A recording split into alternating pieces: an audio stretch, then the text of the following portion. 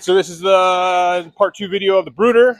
We got a lot of excitement around how we designed the brooder. Now we're going to show you how much time you can actually save by just pulling this baby out to the field, and come along with us.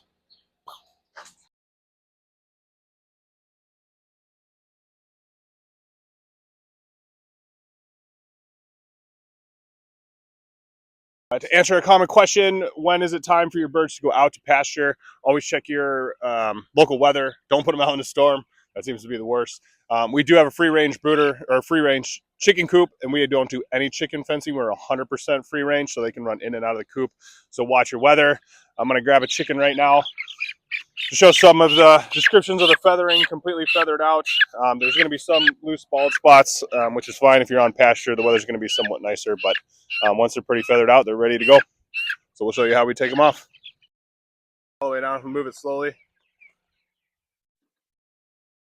So you can see everyone's a little scared. They don't know what's going on. And then you get the board behind you. And wee, Henry, we're free! Freedom!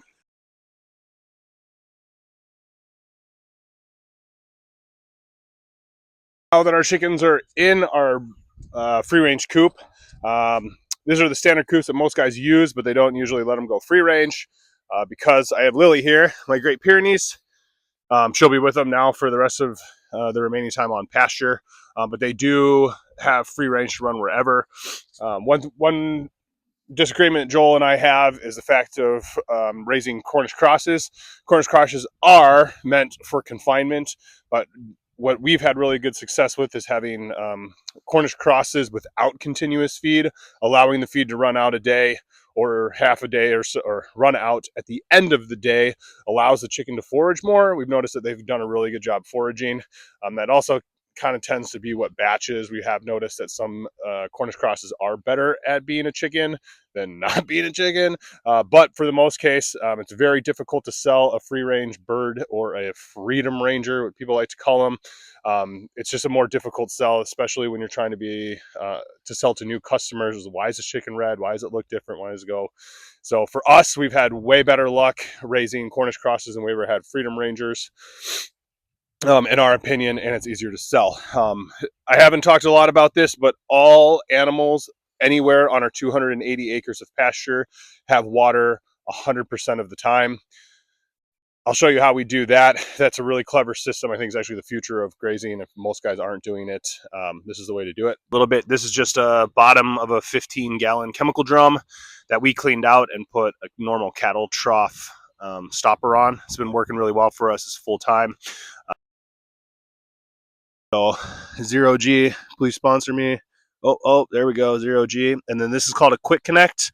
The quick connects you can buy at any water irrigation place. You can also order them online. You might have to do a little bit of digging, or I'll maybe put a link on so you can find. But every hose is attached to a quick connect. There's a quick connect now every 150 feet. Marked with flags so that we know exactly where it is. So the farther we go down the field, then we'll move the 0G hose along with the birds. And then all the chicken feeders that are in here will stay full for the first about week to allow the chickens to get acclimated to this enclosure, as well as just kind of be a little bit more comfortable staying in here. Sometimes in the past, when we've raised over, probably 500 to 1,000, we have had issues with them going somewhere in the field and just piling down. So the first night before it actually gets dark, come out here and make sure that they're all underneath the enclosure. So I hope this video helps. If you have any questions, feel free to comment below or DM me. I'd love to help you get going. Just remember, you can farm.